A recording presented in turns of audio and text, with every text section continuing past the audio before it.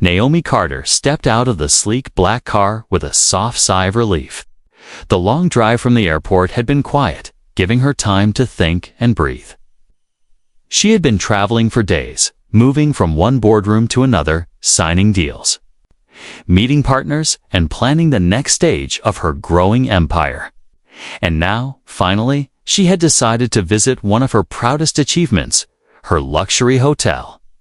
She hadn't told anyone she was coming. She wanted to see the place as it really was, without the polished smiles that always appeared when staff knew the boss was near. The evening air was warm, and the golden lights from the tall glass windows of the hotel made it look like a glowing jewel in the night.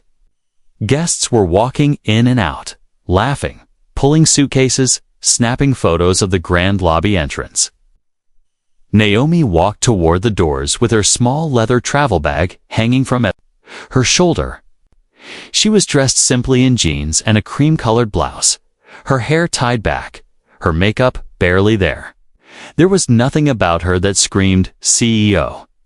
She looked like any other tired traveler returning from a long trip. As the automatic doors opened and she stepped inside, a soft chill from the air conditioning swept over her. The lobby was stunning tall ceilings, marble floors, a sparkling chandelier above the reception desk.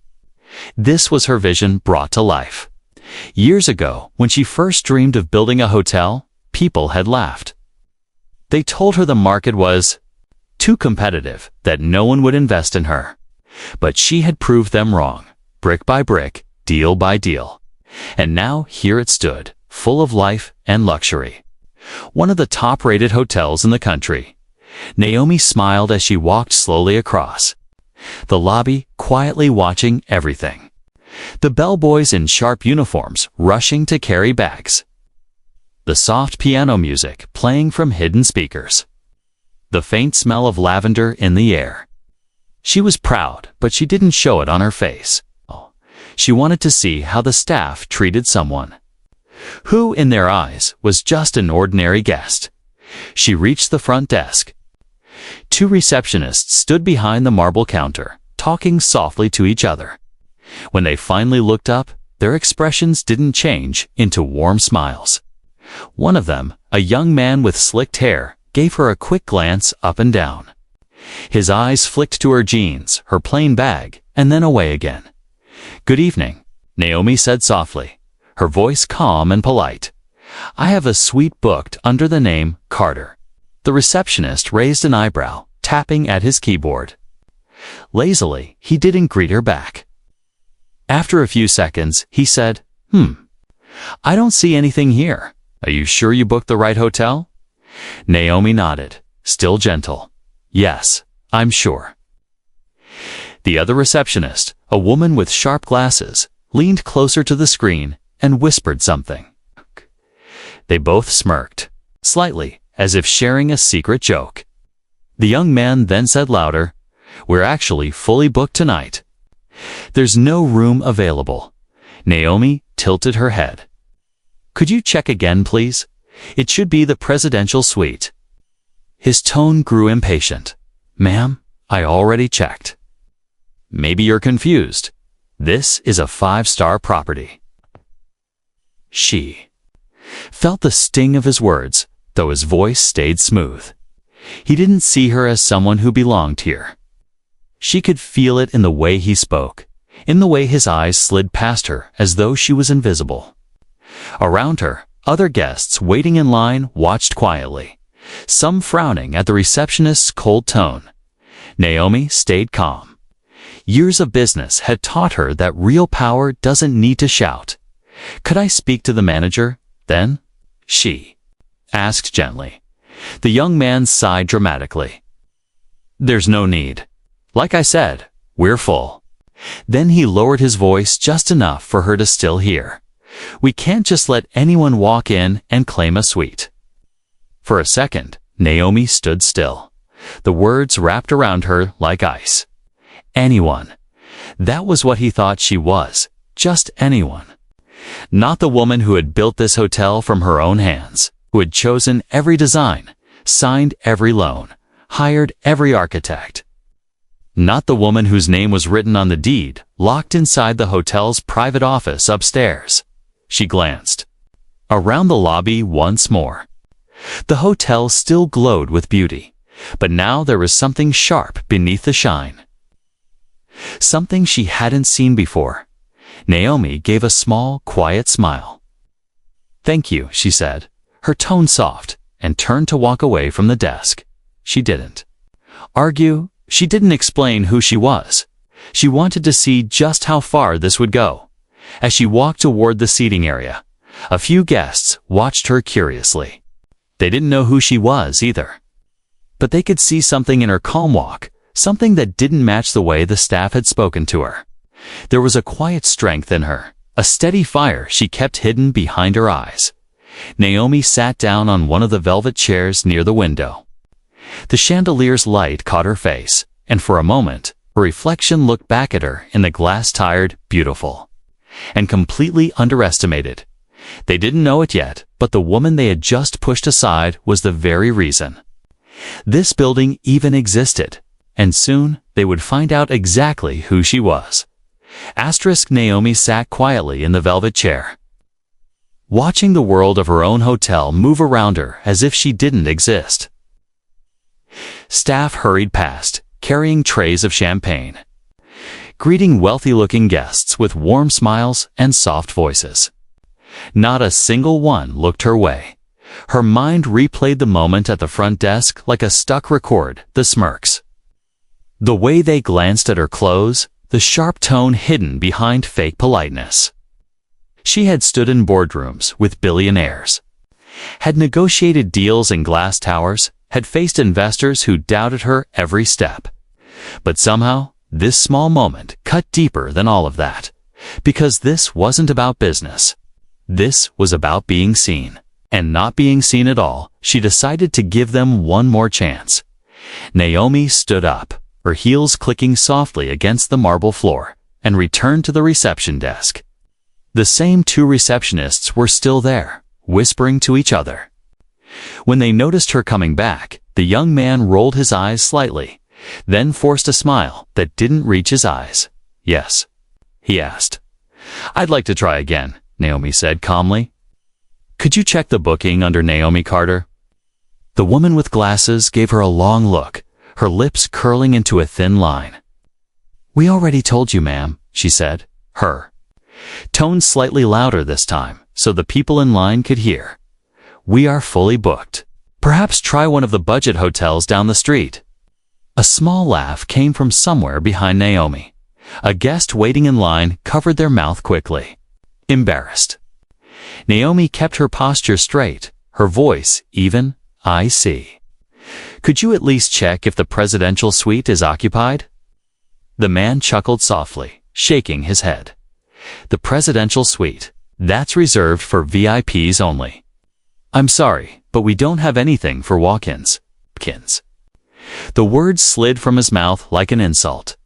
Naomi took a quiet breath. She could feel eyes watching her from behind. The lobby had gone strangely still, as though everyone was listening now. "I understand," she said softly. "Could I speak to your manager, please?" This time, both receptionists laughed outright. The young man tilted his head mockingly. "Our manager is busy with actual guests," he said. "You can't just demand to see him. That's not how this works."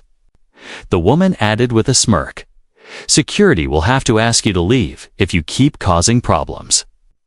Causing problems. Naomi's fingers tightened slightly around the strap of her bag, though her face remained calm. Inside her, a slow burn began to rise, not the wild kind of anger, but the cold, steady kind that came when you were deeply wronged yet forced to stand still. "I'm not causing problems," she said quietly. "I'm simply trying to check in." "Ma'am," the young man snapped, the fake smile finally disappearing. "I think it's time for you to leave the lobby." There it was. The line. Other guests began whispering now, phones half raised in their hands. They sensed something unusual was happening. This woman's voice was too calm, her posture too steady. She didn't seem like someone who would cause trouble. And yet the staff were treating her like a nuisance, like a stranger who didn't belong in their perfect world of chandeliers and marble floors. As Naomi stood there, a security guard appeared from the hallway. He was tall and broad, wearing a black uniform with a shiny badge. The receptionist pointed at her without even lowering his voice. "That's her," he said. "She won't leave." Naomi slowly turned her head to look at the guard. He walked toward her as if approaching an intruder. She could see her reflection in his dark sunglasses as he stopped just a step away. "Ma'am," he said in a flat voice, "I'm going to need you to step outside." Naomi tilted her head slightly, her voice still soft. "Outside, yes," he said. "This lobby is for guests only. You're disturbing the atmosphere." Disturbing the atmosphere. Her own hotel, Naomi could almost hear her heartbeat, now slow, steady, powerful. This was more than rudeness. It was the kind of disrespect that came wrapped in fake rules, in polite voices, in the assumption that someone who looked like her couldn't possibly be who she was. She gave the faintest smile, though her eyes were sharp now. "Very well," she said. She turned without another word. Walking past the rows of guests, past the glittering marble, past the soft golden lights she had chosen herself years ago. The security guard followed close behind, not knowing that with every step was walking a queen out of her own castle, and none of them knew that with every calm step she took, Naomi's quiet storm was beginning to rise. The heavy glass doors of the hotel swung open as the security guard escorted Naomi out, his hand hovering near her elbow as if she might try to run back inside. The cool evening air hit her face like a slap. She had walked through those doors hundreds of times before, but never like this, never as an outcast, never as someone being removed like a problem that needed to be thrown away. The doorman, who had once greeted her by name, didn't even look at her. He stared straight ahead, pretending not to see. A couple standing near the entrance stepped aside as she passed, their eyes following her with a mix of curiosity and judgment. It was a small thing, but it cut deep, that silent message that she didn't belong there. Naomi stopped just outside on the smooth stone steps. The bright hotel lights spilled out behind her, bathing the pavement in gold. She turned her head slightly and saw her own reflection in the large glass windows, elegant coat, neat heels, expensive leather bag hanging from her arm. She looked like she belonged more than anyone else in that building. Yet here she was, standing outside, while others inside whispered and laughed. Inside the lobby, the receptionist who had mocked her leaned toward his coworker, grinning. They thought they had won. They thought they had handled the situation. She could see them through the glass, their mouths moving, their shoulders shaking with silent laughter. They were already forgetting her, erasing her, writing her off as just another nobody who had dared to step into their polished world. A small group of guests had gathered near the doorway to watch. Some had phones in their hands. Naomi saw flash as someone took a photo, maybe even a video. She imagined the caption, "Woman tries to sneak into luxury hotel, gets thrown out." They didn't know they were watching the owner being escorted out like an intruder. They didn't know the empire they were standing inside had been built by the very woman now standing on the sidewalk. Naomi felt the cold air settle in her chest. For a moment, a wave of shame washed over her.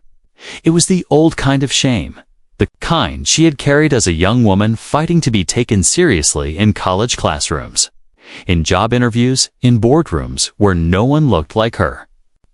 It whispered in her mind, maybe this is who they think you are. Maybe this is all they see. But then something shifted. She thought about the long nights building her first hotel from nothing. How she had worked while others slept. How she had poured every cent she had into bricks, paint, and hope.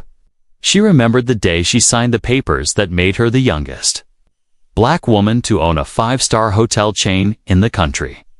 She remembered the faces of her employees who had once believed in her, and now the same building she had built was trying to erase her. Her shame hardened into something stronger, something sharp, something unbreakable. Naomi straightened her shoulders. Slowly, deliberately, she turned around to face the hotel one last time. Through the glass, the staff were laughing again, too far away to hear her. But she didn't need them to. She whispered under her breath, just loud enough for herself to hear, "This is still mine." Her words hung in the air like a promise. At that moment, a valet jogged up the driveway to deliver a sleek black car to a wealthy guest. He glanced at Naomi, then quickly looked away, as if unsure if he should offer help or stay silent. She gave him a polite nod. She didn't need help. What she needed now was silence and space to plan what would come next. Naomi walked down the steps slowly, her heels striking the stone like a drumbeat. Behind her, the giant golden letters of her hotel's name glowed against the night sky. They had forgotten who she was, but soon they would remember. And when they did, they would never forget again. Naomi didn't go home that night. Instead, she told her driver to take her to a small cafe on the edge of the city, a place she used to visit when she was just starting out, when she was hungry for success but had nothing except notebooks full of dreams. The cafe was almost empty now, quiet and dim, with the smell of fresh coffee lingering in the air. She chose a corner table, far from the windows, where no one would notice her. She sat down, still wearing the same expensive coat she had been thrown out in, and opened her leather bag. Inside were three things: her tablet, her phone, and a thin folder marked confidential. Her hands trembled slightly. Not from fear anymore, but from fire. A cold, controlled fire that burned deeper. Then anger. The humiliation she had felt earlier was still there, but it was no longer heavy on her shoulders. Now it was sharp. Fueling her mind, Naomi had built her hotel empire from scratch. She had fought through years of rejection, through people who laughed at her, through deals that collapsed just because she didn't fit the image of what a CEO should look like. Every wall she had faced, she had climbed over. Every door slammed in her face, she had opened another one. And tonight, it had slammed a door harder than ever. But they had forgotten something. She owned the building. She owned the name on the golden sign outside. And she owned something even bigger: the future of everyone working inside it. Naomi opened her tablet and pulled up the staff roster. She looked at each name carefully. Many of them were new hires she hadn't even met yet, brought in while she was away handling global partnerships. They had never seen her walk through the halls. They had never heard her voice in meetings. They thought she was just a story, a face on a magazine cover. She scrolled to the top. Her own name was still there, listed as founder and chief executive officer. It was proof of who she was, and proof that they had betrayed her. A bitter smile touched her lips. They had expelled her from her own home, and they thought they could get away with it. Her phone buzzed suddenly. It was a message from her longtime assistant, Maya, who had been with her from the very beginning. "Are you okay? Heard something strange from the hotel staff." Naomi typed back only 2 words: "Meet me." Within an hour, Maya arrived. At the cafe, she slid into the seat opposite Naomi, her eyes wide with worry. "What happened?" she asked softly. Naomi didn't speak right away. She simply turned her tablet around so Maya could see the hotel staff list glowing on the screen.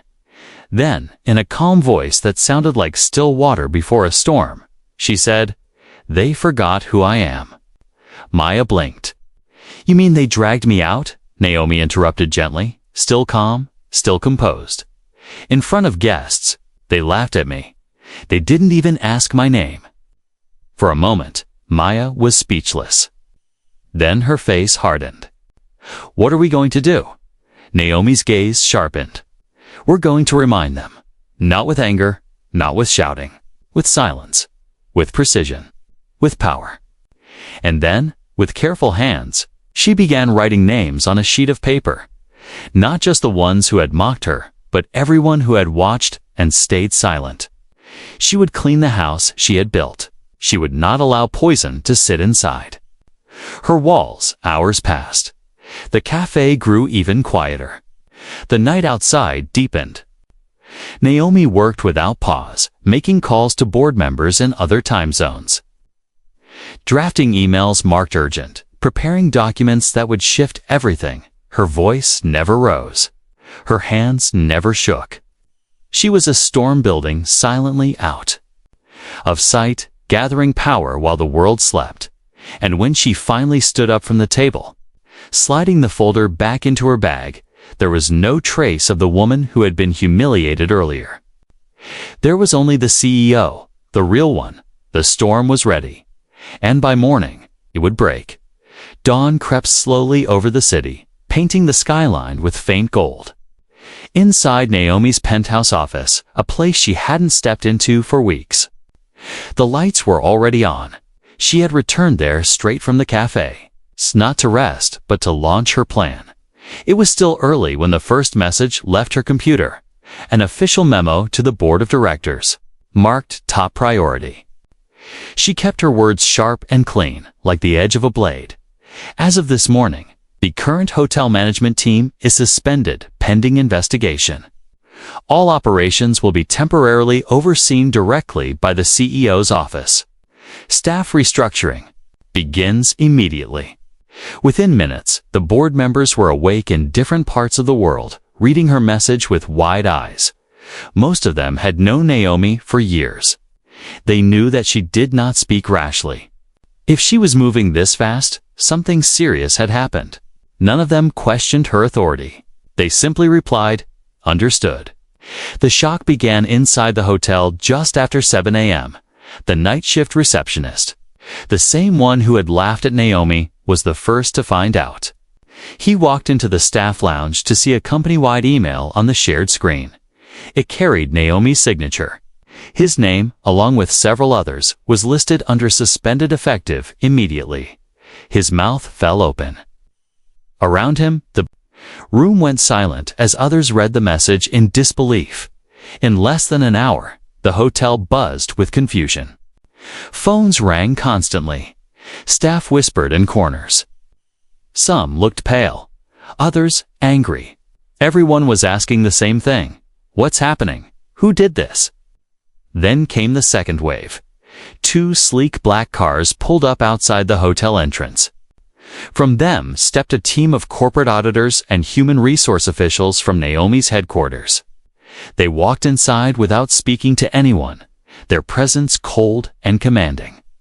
They began quietly collecting staff badges, asking questions, reviewing security footage from the previous night. Guests in the lobby watched curiously as employees were escorted to the side office one by one. By noon, half the staff had been removed from their positions. Their keycards were disabled. Their personal belongings were packed into small boxes. The laughter and arrogance from the night before had evaporated, replaced by silence and fear. And still, Naomi had not shown her face. She watched everything from her office tower across the street, sipping tea calmly while updates rolled in. Maya stood beside her, reading aloud the reports coming in from each department. Security head, terminated. Lobby supervisor, terminated. Front desk lead, terminated, Maya listed softly, almost like reading lines from a poem. Naomi said nothing. She only nodded, but her silence was not cold. It was powerful. It was the silence of someone who knew exactly what she was doing. By 3 p.m., the news had spread beyond the hotel walls. Business blogs were posting whispers of a surprise restructuring led personally by the CEO. Some speculated it was about finances. Others said it was a power struggle. No one knew the real reason that the woman they had mocked had quietly taken back the throne she built. Then, at exactly 4 p.m., Naomi sent one more email. this. One was addressed to all employees across all her hotels worldwide. It was short and unforgettable. This company was built on respect, integrity, and excellence. Anyone who forgets that will not stand under this name. Starting today, we rebuild. Her name glowed at the bottom of the screen. Naomi Carter, founder and CEO. And just like that, the hotel changed forever. In less than 12 hours, Naomi had flipped her empire upside down. Everyone who had laughed at her last night was gone. Everyone who remained stood in stunned silence, realizing they had just witnessed something they would talk about for years. The day their CEO came back from the shadows and took everything back with a single, silent storm. The sun was low in the sky when Naomi finally decided it was time. For almost 24 hours, her presence had been invisible, only felt through emails, decisions, and the quiet chaos she had triggered inside the hotel. Staff had been fired, leadership replaced, and order restored in her name. But not one person had seen her face. Now they would. She chose to return not in a rush of noise, but in quiet grace, the same way she had always built her empire, calm, confident, undeniable. Her black sedan rolled to a slow stop in front of the grand glass doors. The doorman, the same one who had ignored her the night before, stood straighter as the car door opened. Naomi stepped out. This time she wore no heavy coat, no attempt to blend in.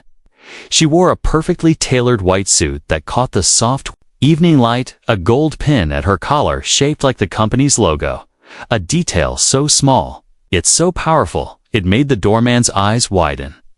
Her heels clicked against the marble steps with a steady rhythm that echoed like a drumbeat of authority. The lobby fell silent. Guests paused mid-conversation. Staff froze mid-step. Even the air seemed to stop moving as every pair of eyes turned toward her. They knew. They all knew now. The whispers started like a ripple. That's her. That's Naomi Carter. She's here. The new interim general manager, who had been called in from another city that morning, stepped forward quickly. His voice trembled slightly as he said, "Welcome back, Ms. Carter." Naomi's gaze swept across the lobby. The last traces of the old arrogance were gone. Instead, there was respect. And beneath that, fear not of her, but of their own mistake. She didn't raise her voice. She didn't need to.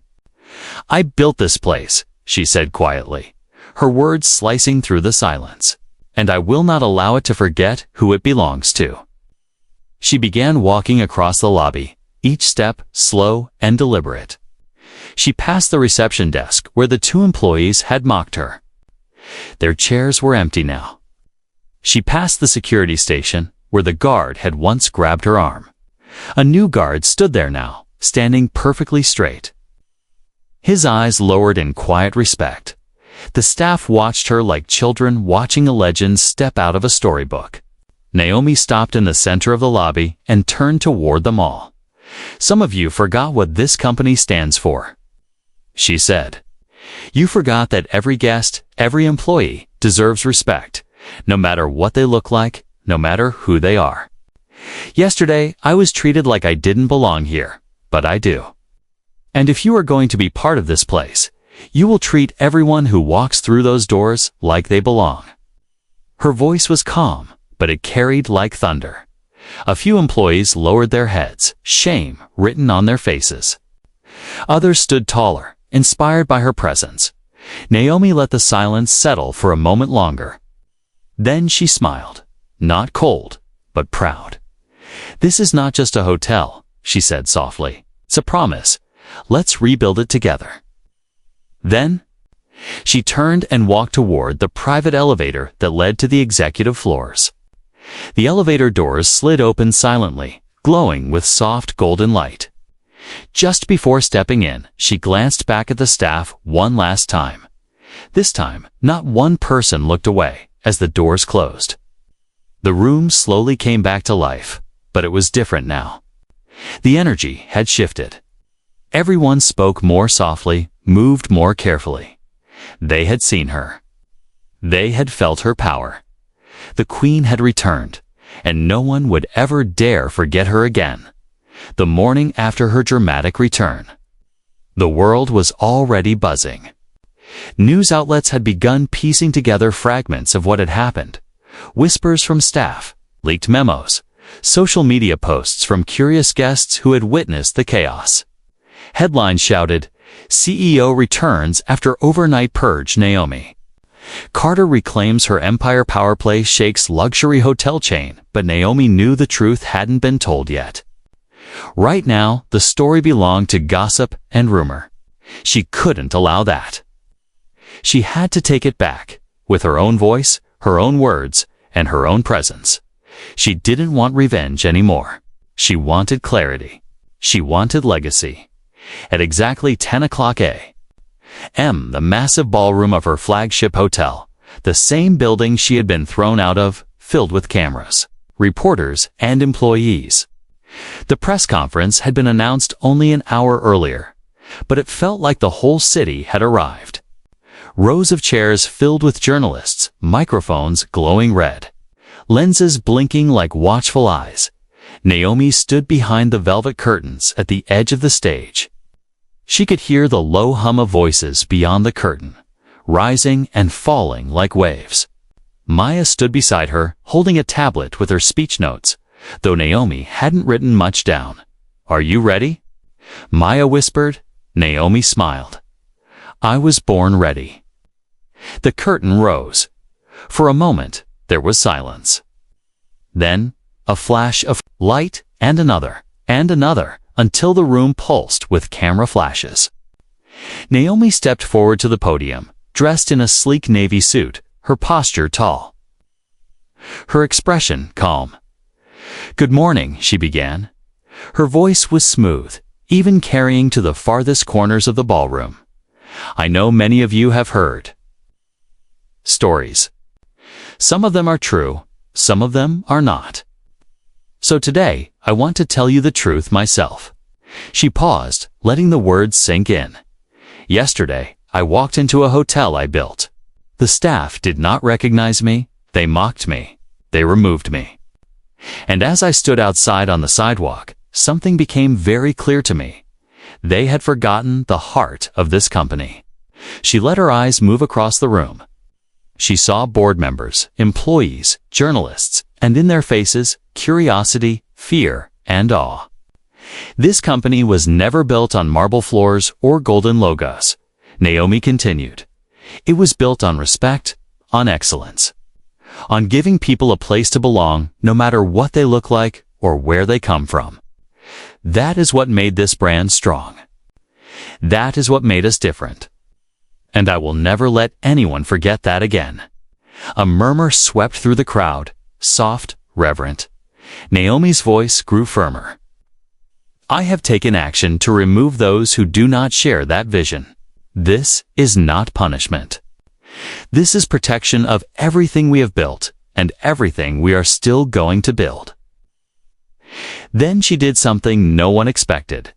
She reached into her jacket pocket and pulled out a small photograph. It showed a much younger Naomi standing in front of her first tiny boutique hotel, paint still fresh on the walls, her smile wide and nervous. "I started with this," she said quietly. "A dream and a building the size of a shoebox. Today, we own over 50 luxury properties around the world, but I have not changed. I am still that girl who believed she could make something beautiful when the world said she couldn't." The room was silent now, not even the clicking of cameras. Naomi set the photo on the podium. "This is not just a company," she said, her voice like steel wrapped in velvet. "It's my legacy, and I will protect it with everything I have." Then she smiled, not the cold smile of victory, but the warm, unshakable smile of someone who knows who she is.